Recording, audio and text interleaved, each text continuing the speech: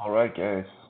So this is the video for the auction draft categories format or roto. That's pretty much the same thing. You work with categories.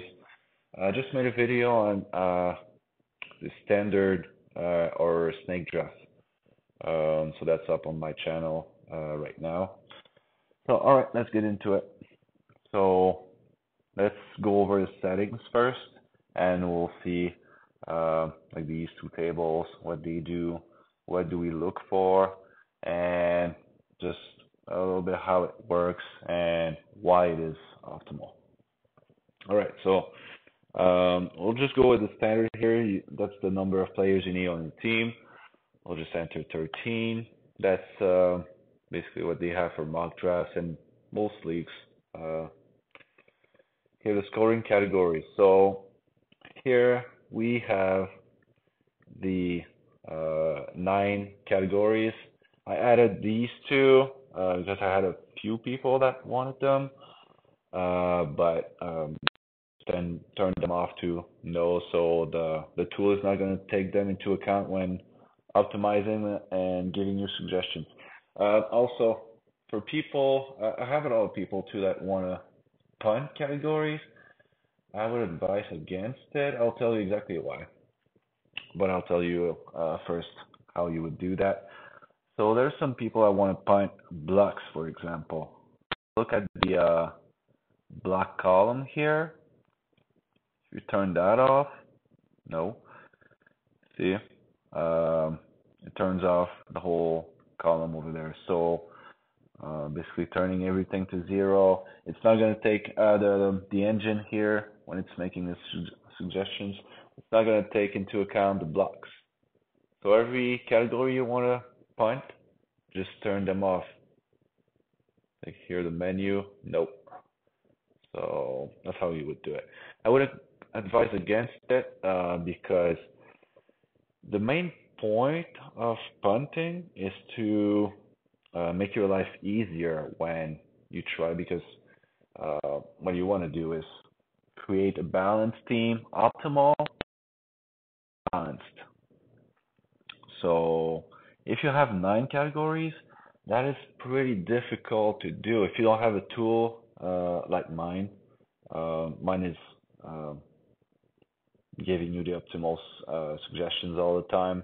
A lot of the other tools online, they don't give you suggestions and they don't take into account what you have already and all that stuff. We'll get into it later. But punting, I would advise against it because uh, you don't want to make your easier. That's where you get your edge, really.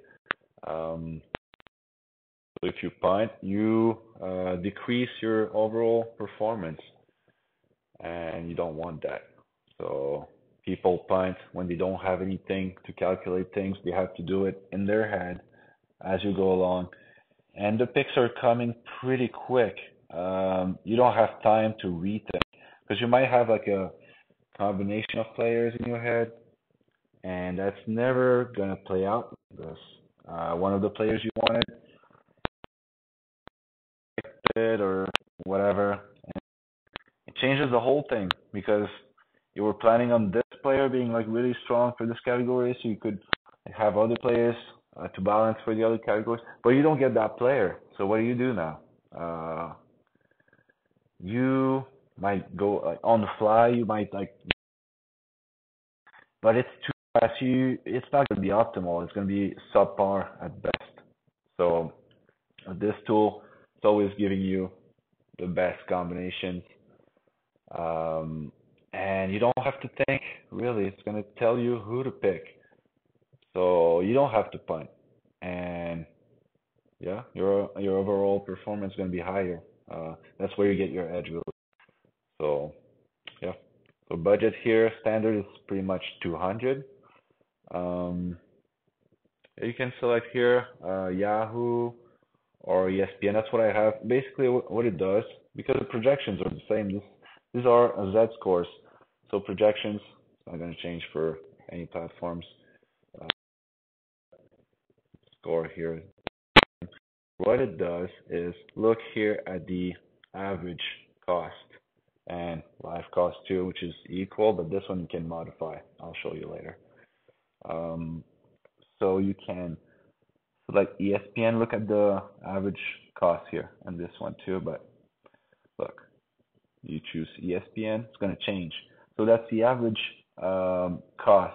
When you do your draft, it always say how much people are paying, the average in all the leagues. And usually it tends to stay pretty close to that. People are not going to overpay too much. People are going to refer to that number, and you're pretty much going to get that player around that price. Except if you get some bidding wars, but people are not going to overpay that much. People are getting smarter over the years, and they see the average price and they say, "Oh, I guess that's what he's valued, but that's how much I pay him." But not necessarily. We'll see that a little bit later here with the ratio. All right, let's just set that to Yahoo. All right. So here, your team. Every time you select a player, it's gonna show up there automatically. Um, so if you pick a player, I'll just show you quick here. My player, see, it's showing up there. So if you draft Shay, it's gonna show up there. You don't have to do anything. Only thing you need to do is here, enter how much you paid for him. Let's just say we paid $70, but we'll do that right after. I'll just let's not get ahead of myself here. All right. So this one last thing in the settings here. Um, yeah, so you see all these dead scores are calculated over the projections for the whole season, and the scores according to that. And then um, you can select per game average here. So that's going to change all the dead scores here, projections per game, because some players are not as many games. So players are really good. Usually, and be not playing as many games. Score is way higher. This was in order of the score as to um, see how much higher he is. He only plays 60 games. So if you expect some FF playoffs, for example, players to be there for your playoffs, you go ahead and select per game average. Be careful. Those players might not play as much. Like, example, there's Porzingis this year. He's gonna play. We don't know how many games he's gonna play. Maybe 40, 45, 50. Who knows? But he's not gonna play that much, so you're gonna have to sit him. So what I do usually, it's easier. This one you have to know a little bit more about the players and the injuries themselves. So if you know a lot about it, you can use per game average and be cautious about the suggestions, whatever. But season total is a safe bet. All right, so that is it. You have all settings figured there, what you do, and all the other ones just to mention. These ones are just for the engine, the tool to just optimize your picks. Um, so this, if you don't touch, you can't even click on it. It's just set. All right. So once you have all your settings, just click on Gen Region Lineup.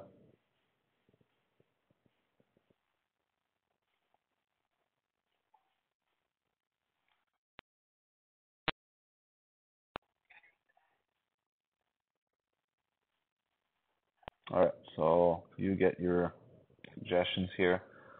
That's this column. So you see Shay's not choice. So every time you see a player with 100%, you see a couple of them. That's all your suggestions here. It's going to take into account what are the positions you need, um, this um, all the categories you want, so it's going to optimize according to that. And then the money you have, and remember I was saying I did a lot of mock drafts, and the people don't overpay that much. That's pretty much the price you're going to pay over cost. Um, so that's pretty accurate. So it's you according to your $200, for example. Um, it's going to optimize your score with the money you have. So that's all the suggestions. Here, just uh, one little thing about the ratio here. You can see according to the score you have and the cost, what's your ratio. So the value, basically, the value you get and the money you pay. So you see right here, it's an order score. So you see 8. Um, that's the total score. You pay a lot less, for example, than this one. So the Rosen is pretty similar in terms of score, pretty similar to Booker, but you pay a lot less, like less than half. So you see his value ratio is a lot better here. That's why uh, the suggestions is saying pick the Rosen. So get this one. So I showed you if you pick, for example, this one. All right, so we picked Shay. So let's say, for example, so you pick him. He's on the team now. You paid $70 for him. See, $70. Um, see, this is gonna adjust to come back to 200, but it's following your budget. So now you have $130 left. So you don't have to enter anything except this. Let's just say that okay, just selected. So every time you select one player, let's just do that. Every time you pick one player, click that button here, and you click on that button because um, this player is going now. The engine is working. I can't move the screen, but you have a player here, and you want to take into account that you have less money. So that's one thing. And then also it's going to try to balance the categories. So let's just get into that. So you have all your Z scores. This is the team's average here. So you see, since you only have one player, all Z scores here are going to be exactly the same as this line here. What you see projected, so that's taking an average of everybody that's on your team. So the average here is going to do a weighted average with all the remaining suggestions you have here. So basically, the engine is trying to balance all of that by applying a minimum score. So you can't be too low in any categories. So by default, it's not gonna overshoot any categories either. So you're gonna have a really good balance there. So you click on that button. Every time you select a player, you want to reflect that player to be suggested again. So the score is going to be 0. So it's not going to be suggested again, and you have less money, and your scores. So you want players that are going to balance pretty well what you have already. So let's say, for example, Jokic selected. Every time a player's drafted, you just mark as just refresh because you want to reflect that. And if a player is drafted by another team, every time a player is drafted, just mark him as drafted. So if a player that is drafted on another team was suggested to you, meaning that there's a percentage here, you would want to refresh as well, like this, because um, that player is not available anymore. So you want the engine to reflect that and give you other suggestions because this is gone.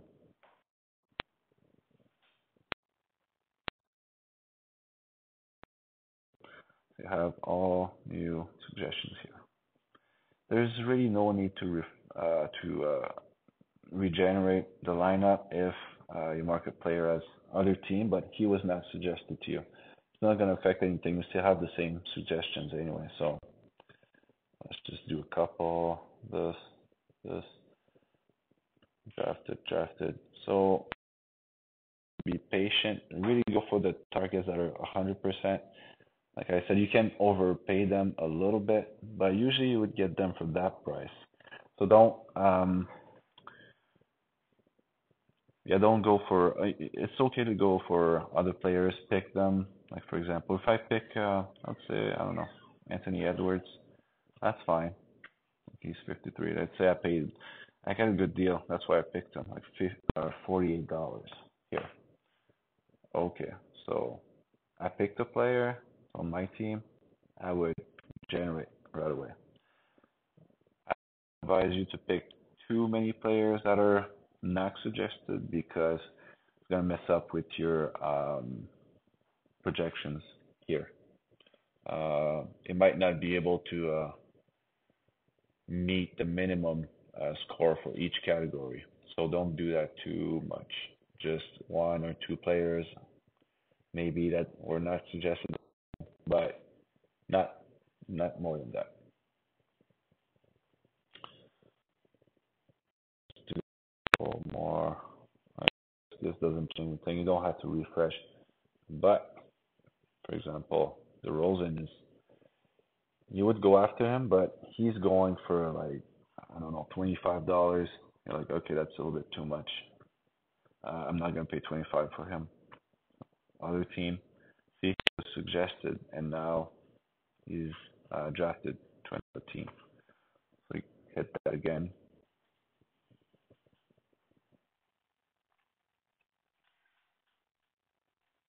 and you can do too. Let's wait for our optimal picks here. All right, let's see, very quiet. So he's a really solid pick. You see his ratio here. So you want to have like people that were are players that have a high score, and their ratio here is lower. So you can play with that score here a little bit too. So if you see he's going, you think you can get him for 22, the way it's going, 22. Look at the ratio went up a little bit. So you can compare with the other ones. See if he's still like lower than most of them.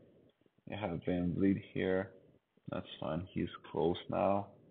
When you if you pay either like $22, but still that would be an optimal pick according to what you have. So you can overpay a little bit more. So that's one way to know if you can overpay that much or not that much. Just look at the ratio. I would say either way, the player is 100% suggested. I would say it's fine to like pay 22, 23. Just do that. Let's just try it. So for example, we'll draft him, and we paid let's say 23 to make it extreme a little bit. All right, so I picked one player. So what do? Hit that button right there.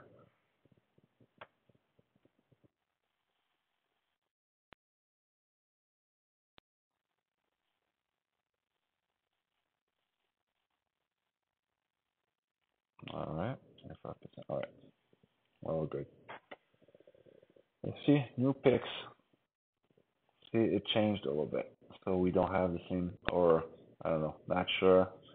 For sure it changed a little bit, but I don't know how much I didn't notice who had suggested before. So see, like those ones with 5%, 18% is pretty good. You could go after him, but um, and also you see like he can play three positions, so that's worth something. That's something the tool is not taking into account, but you can factor that in. You can think about it yourself when you look at these things. So that is pretty much it. Try to stay on track. Be very patient. Sometimes you might not pick any players for 20 minutes, 25 minutes. That's fine. Um, Try to get money off the board. So when it's your turn to nominate, I don't want Anthony Davis. I'm gonna nominate him. Somebody's gonna pay a crazy amount, close to that price, between like 50 and 65. Sometimes you might be surprised people are gonna pay $68 for him. Like, great, all right, that's $68 off the board. So there's more chance that I can get these players for the prices that I want. So when you see they're like cheaper, $8, wait. You have to wait. You don't want people that still have money. There's some people, if they still have money, they're gonna bet on anything.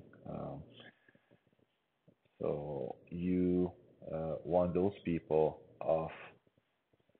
You want you want them to run out of money, so they can't overbid you for something like this.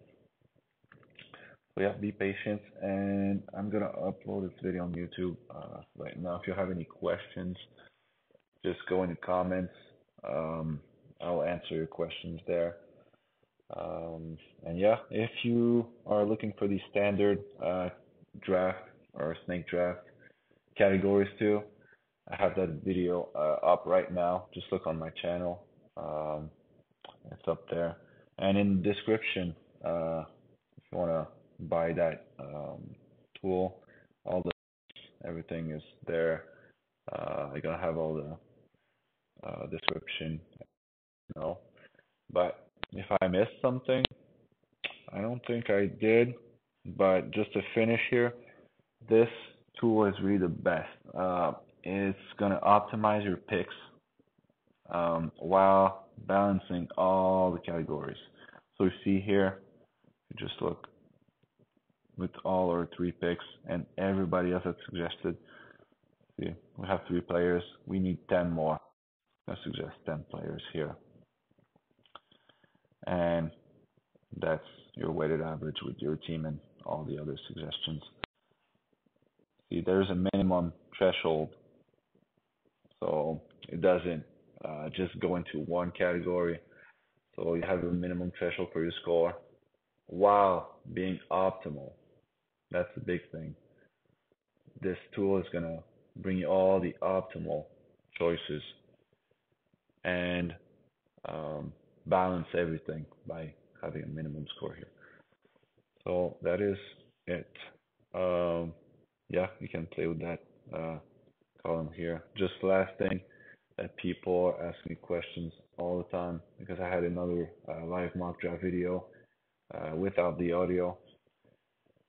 Just make sure every single time you pick a player, so you mark him as my team, just make sure you regen line up right away because you want to reflect what you have, and don't forget to enter the amount you paid for that player too. But you want to reflect the new budget you have. If you have 200, you have 130 now. I'm drafting Shea, so you want to take that into account right away. And if other players are drafted by other teams, just mark them as other team. That's fine. But if that player was suggested to you, these ones drafted to other teams, he's not available anymore. He's not. So just refresh that, and it's going to give you other players, and it's going to all this to have the minimum score and optimal choices. So that's it. I think I stressed this point enough. Yeah, go in the comment section if you have anything else for me. Any questions? All right, thanks.